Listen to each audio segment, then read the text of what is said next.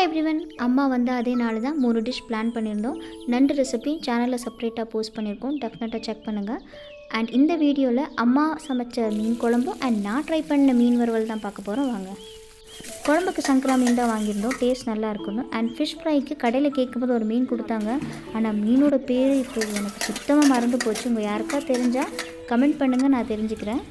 First மீனை நல்லா கழுவி எடுத்துக்கிட்டு ஃபிஷ் ஃப்ரைக்கு தான் மசாலா ரெடி பண்ணேன்.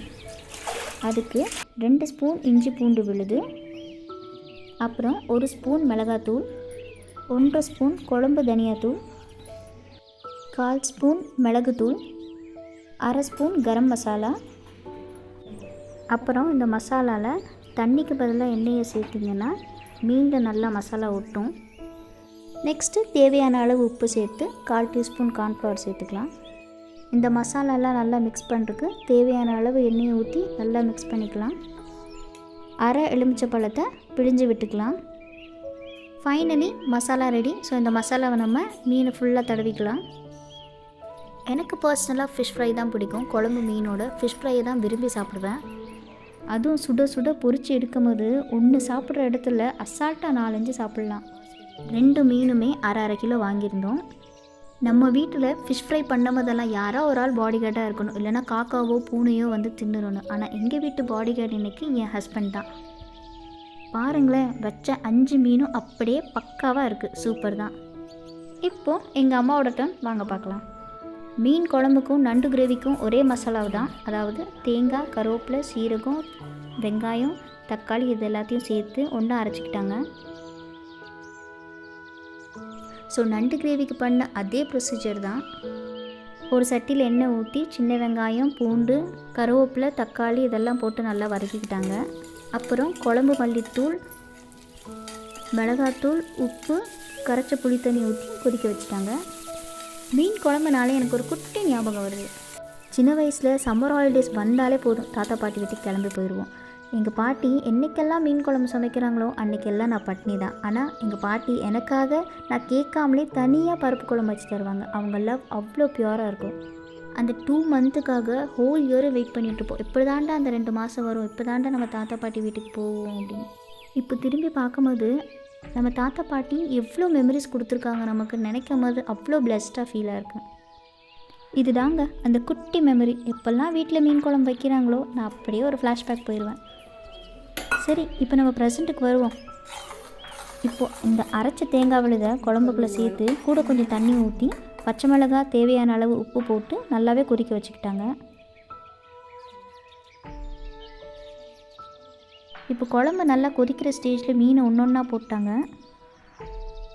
மீனோட சேர்ந்து குழம்பு சூப்பராகவே அழகாகவே கொதிச்சிட்டு இருந்தது.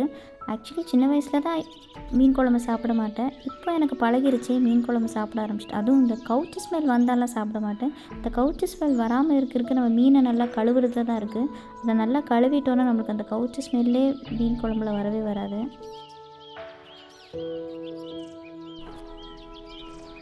மீன் குழம்புல நம்ம மீனை போட்ட உடனே ரொம்ப கிண்டக்கூடாது. கரண்டி வச்சு லைட்டாக இப்படி கிண்டினா போதும். இப்போ நல்லாவே மீன் கொதிச்சு வந்துடுச்சு. இந்த இடத்துல கேஸ் ஆஃப் பண்ணிட்டாங்க.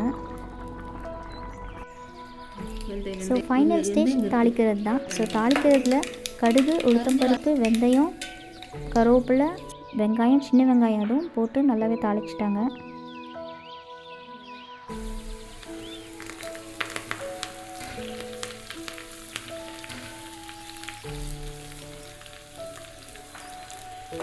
இதோ வந்தாச்சு நம்ம பெஸ்ட் பார்த்துக்கு. தாளித்த உடனே குழம்புக்குள்ளே ஊற்றும் போது ஒரு சவுண்டு வரும் பாருங்கள். அந்த சவுண்டு வந்தால் தான் நம்ம கரெக்டாக தாளிச்சிருக்கோம் நம்ம சொல்லுவாங்க.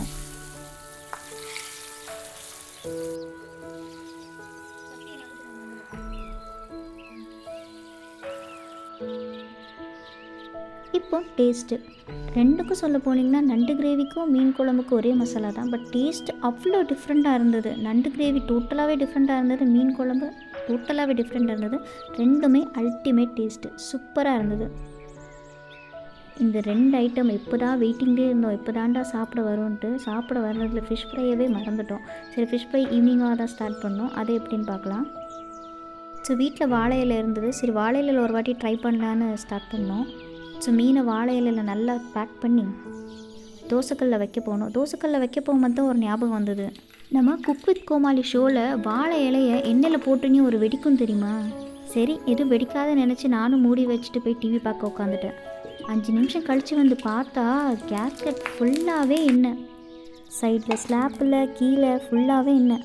சரி ஃபஸ்ட் டைம் வாழை இலையில் வேறு ட்ரை பண்ணுறோமே, நல்லா வந்துச்சா இல்லையான்னு ஓப்பன் பண்ணி பார்த்தேன். பரவாயில்ல, நான் எப்படியோ வரும்னு நினச்சேன், பரவாயில்ல நல்லாவே இருந்தது.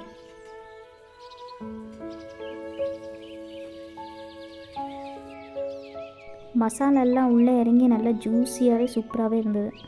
சரி நம்ம இந்த சர்க்கஸ் வேலையெல்லாம் விட்டுட்டு நம்ம எப்படி நார்மலாக சமைப்போமோ அதேமாரி ஸ்டார்ட் பண்ணிடலான்னு தவாவில் வச்சுட்டேன். டேஸ்ட்டு சீரியஸாகவே சூப்பராக இருந்தது. உப்பு காரம் எல்லாமே பர்ஃபெக்டாக இருந்தது. ஸோ நெக்ஸ்ட் வீடியோவில் பார்க்கலாம். Bye bye.